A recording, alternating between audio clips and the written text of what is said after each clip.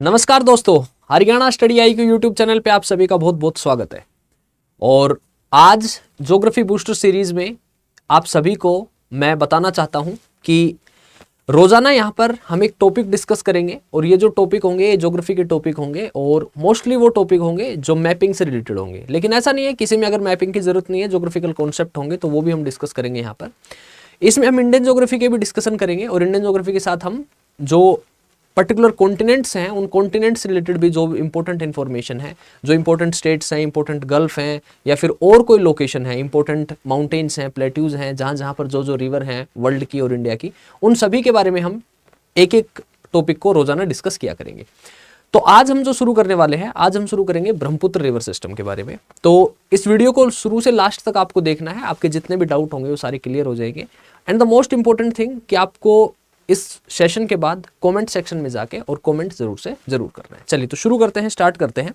तो अगर हम ब्रह्मपुत्र रिवर की बात करते हैं तो ब्रह्मपुत्र रिवर की बात करते हैं तो यहाँ आपको एक लोकेशन दिखाई दे रहा होगा, ये देख सकते हैं आप यहाँ पे। ये जो लोकेशन है यहाँ पर लिखा है चेमा युंगडुंग ग्लेशियर। ये जो चेमा युंगडुंग ग्लेशियर है, यहाँ से ब्रह्मपुत्र नदी निकलती है, यहाँ से ब्रह्मपुत्र रिवर ओरिजिनेट होती है और उसके बाद ब्रह्मपुत्र नदी यहाँ से बहते हुए और भारत में प्रवेश करती है अरुणाचल प्रदेश से। तो आप क्या करेंगे कि आपके पास ना एटलस होना चाहिए, ठीक है। और एटलस में मैं कुछ पॉइंट बताऊंगा, वो आप लोकेट करते रहेंगे। तो मेरे पास ये एटलस है, बाकी आपके पास जो भी है उसमें आप लोकेट कर सकते हैं, उसमें कोई इशू नहीं है। तो सारे पॉइंट आपको यहाँ पर मिल जाएंगे।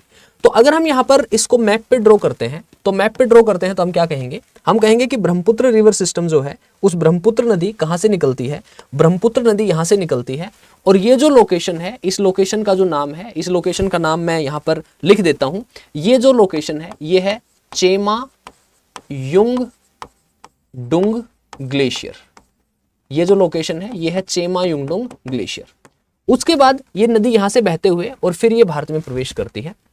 तो अगर मैं एक दूसरा पेज पे ड्रॉ कर लेता हूँ इसको, अगर हम यहाँ पर बात कर लेते हैं, अगर हम यहाँ पर ब्रह्मपुत्र नदी की बात कर लेते हैं तो हम कहते हैं कि ब्रह्मपुत्र यहाँ पे ये क्या है, आपके पास सिक्किम है। सिक्किम के बाद यहाँ पर क्या है, आपके पास ये अरुणाचल प्रदेश है। और यहाँ से हम कह रहे हैं कि इसका जो ओरिजिन हुआ वो ओरिजिन कहाँ से हुआ, समथिंग लाइक दिस, यहाँ से। और ये जो ग्लेशियर है, इस ग्लेशियर का नाम है चेमा युंगडुंग ग्लेशियर। ओके, यहीं पर एक गैप है और इस गैप को हम कहते हैं मरियम ला। तो ये पॉइंट आप लिख लेंगे, यहाँ पर एक गैप है, इस गैप को कहते हैं मरियम ला।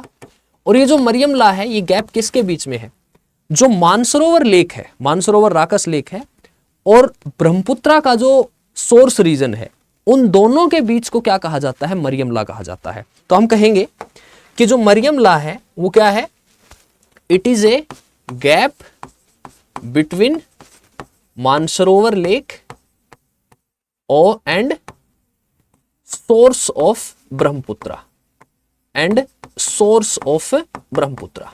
ठीक है। अच्छा, उसके बाद यहां से ये रिवर जब ओरिजिनेट होती है, यहां से ओरिजिनेट होने के बाद ये रिवर यहां पे फ्लो करती है और ये फिर ये ऐसे आ जाती है।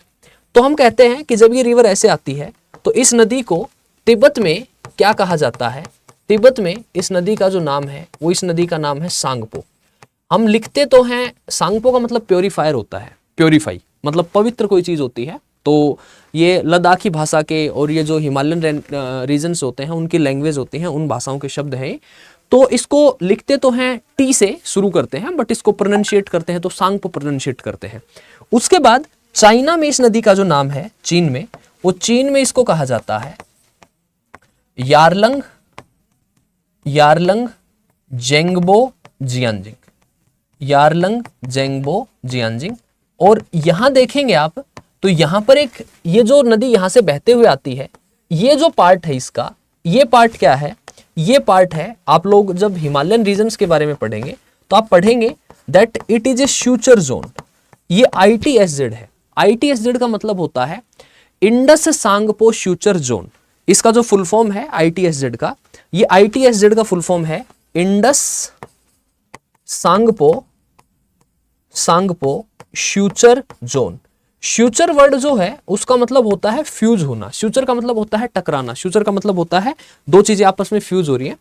एंड दिस फ्यूचर जोन, ये जो ITSZ है, यहां पर इंडियन प्लेट और जो यूरेशियन प्लेट है, हम जब पढ़ते हैं ना हिमालयाज के बारे में कि हिमालयाज की फॉर्मेशन इंडियन प्लेट और ऑस्ट्रेलियन प्लेट के आपस में इंडियन प्लेट और यूरेशियन प्लेट के आपस में कोलिजन हुआ और उसकी वजह से हिमालयाज की फॉर्मेशन हुई। तो ये जो ITSZ है, यहीं पर इंडियन प्लेट और यूरेशियन प्लेट दोनों क्या होती हैं, एक दूसरे के साथ फ्यूज होती हैं और यहीं से इस ITSZ से ये रिवर क्या करती है, फ्लो करती है। उसके बाद ये रिवर जब यहां पहुंचती है तो यहां पर एक पास है, इस पास का जो नाम है वो है योंग्याप पास, योंग्याप पास या यंग्याप पास। और इस यंग्याप पास से ये रिवर इंडिया में एंटर करती है। जब ये इंडिया में एंटर करती है तो मैंने कहा कि तिब्बत में इसको सांगपो कहते हैं, मैंने कहा चीन में इसको यारलंग ज़ेंगबो जियांजिंग कहते हैं। लेकिन अगर हम यहां पर बात करते हैं कि जब ये इंडिया में प्रवेश करती है भारत में, तो भारत में जब ये प्रवेश करती है तो उस समय इसका नाम क्या होता है, उस समय इसका नाम होता है दिहांग या फिर सियांग, यानी कि ब्रह्मपुत्र नदी दिहांग या सियांग के नाम से भारत में प्रवेश करती है। कहां से प्रवेश करती है, यहां से सिंटेक्सियल बैंड लेती है और इंडिया में एंटर करती है, और ये नामचा बरवा के पास से। और ये जो एरिया है, इस एरिया को हम क्या, यहां पर इस रिवर को हम क्या कहते हैं, दिहांग या फिर सियांग कहते हैं। यानी कि अब तक ये ब्रह्मपुत्र नहीं बनी है, अब तक इस रिवर का जो नाम है वो ब्रह्मपुत्र नहीं है। उसके बाद यहां पर एक ट्रिब्यूटरी आती है इसकी, यहां पर एक जगह पड़ती है सादिया, असम में सादिया। तो सादिया में इसको क्या मिलती है, सादिया में इसको दो रिवर मिलती हैं।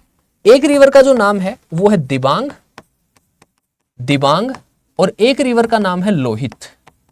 ये जो दिबांग और लोहित है, उसके मिलने के बाद ये असम के जब मैदान में बहती है तो असम के मैदान में इस नदी का नाम क्या हो जाता है, ब्रह्मपुत्र हो जाता है।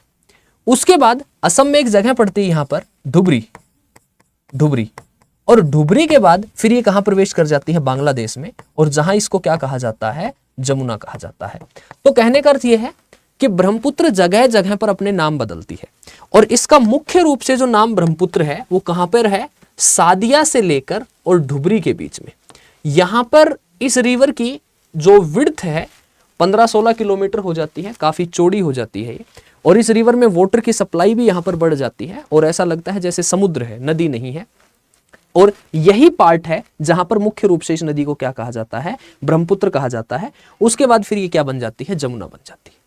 क्लियर है भाई यहां तक की बात? मैं उम्मीद करूंगा, आशा करूंगा आप लोग यहां तक की बात को समझ पाए होंगे। अब हम इसकी ट्रिब्यूटरीज हैं उनके बारे में थोड़ा सा देख लेते हैं। तो इनकी ट्रिब्यूटरीज के बारे में देखते हैं। तो सबसे पहले हाँ, यहां पर आपको जो नजर आ रहा है ये तीस्ता रिवर है। ये जो रिवर है ये तीस्ता है। यहां पर क्या है, यहां पर एक रिवर है, थोड़ा सा ऊपर है, यहां पर एक रिवर है जिसका नाम है रंगित रिवर। ये जो रंगित रिवर है, ये रंगित रिवर ही सोर्स ऑफ तीस्ता है। ठीक है, आपको अलग अलग किताबों में अलग अलग इंफॉर्मेशन मिलेंगी, but it is the right information. Rangit river से निकलती है तीस्ता, और फिर तीस्ता ब्रह्मपुत्रा में मिलती है, एक जगह पड़ती है बांग्लादेश में रंगपुर, उस रंगपुर में जाकर फिर ये क्या मिल जाती है, ब्रह्मपुत्रा से मिल जाती है। उसके बाद ये जो रिवर है, इस रिवर का नाम है सनकोश। यहां पर जो रिवर है इसका नाम जो है, इस रिवर का नाम है सनकोश। उसके बाद यहां पर, अच्छा इनको याद रखना है आपको, ईस्ट टू वेस्ट याद रखना है, वेस्ट टू ईस्ट याद रखना है, इसी सीरीज में याद रखना है ताकि आप चीजों को ठीक तरीके से मेमोराइज कर पाएं। उसके बाद ये जो रिवर है ये मानस है, ठीक है, भूटान से आ रही है, ये मानस रिवर है।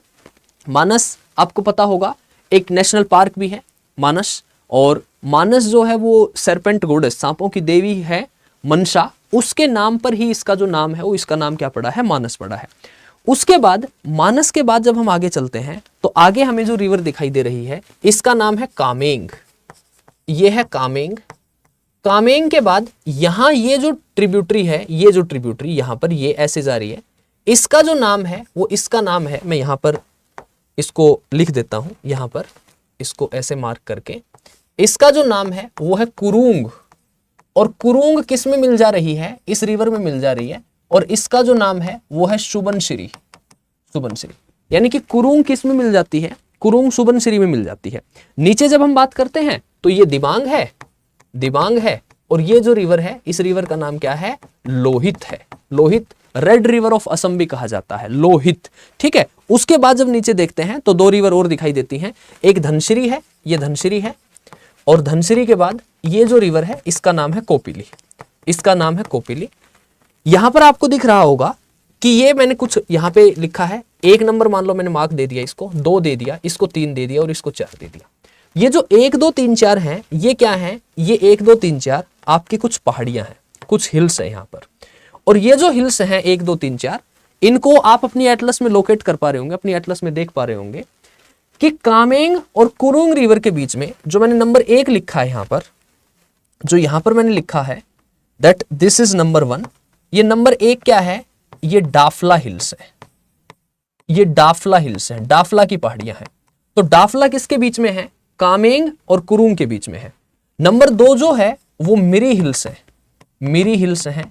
नंबर 3 जो है वो मिस्मी हिल्स है, ना सॉरी अबोर, डाफला, मिरी और फिर अबोर हिल्स है, और फिर नंबर 4 जो है वो मिस्मी हिल्स है, नंबर 4 जो है वो मिस्मी हिल्स है। तो आप देख सकते हैं 1 2 3 4, तो कामेंग और कुरुंग के बीच में डाफला, कुरुंग और सुबनसिरी के बीच में मिरी, सुबनसिरी और इसको चाहे आप ब्रह्मपुत्रा कहो, चाहे आप दिहांग या सियांग कहो, इसके बीच में जो है वो अबोर, और फिर उसके बियॉन्ड जब हम जाते हैं तो वो क्या है, मिस्मी।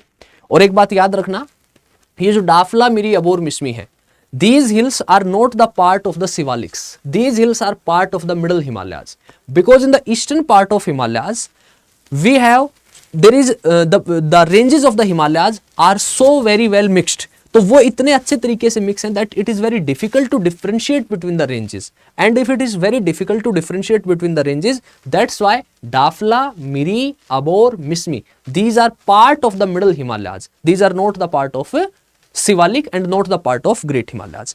तो ये क्या है, ये इसके कुछ ट्रिब्यूटरीज हैं। ये जो ट्रिब्यूटरीज हैं इनमें अच्छा खासा पानी है। सुबनसिरी है, इसको गोल्ड रिवर भी कहा जाता है, ठीक है। यहाँ पर सुबनसिरी के जो बैंक है, इसका जो तट है, वहां पर क्या मिलता है, वहां पर कुछ गोल्ड मिलता है, और गोल्ड के कारण इसको क्या कहा जाता है, सुबनसिरी को गोल्ड रिवर कहा जाता है, ठीक है। इसी तरह ये जो कामेंग रिवर है, ये कामेंग रिवर भी एक बड़ी रिवर है। जो पखुई नेशनल पार्क है, जो काजीरंगा नेशनल पार्क है, वो काजीरंगा नेशनल पार्क इसी के नजदीक है। बिकॉज जब कभी भी असम का जिक्र होता है तो 2 चीजों का जिक्र जरूर होगा, एक तो ब्रह्मपुत्र नदी का जिक्र होगा और एक काजीरंगा नेशनल पार्क का। तो जो काजीरंगा नेशनल पार्क है, it is famous for the 1 horn rhinos, एक सींग वाला जो गैंडा है उसके लिए फेमस है, होम है उसका, home of the 1 horn rhinos.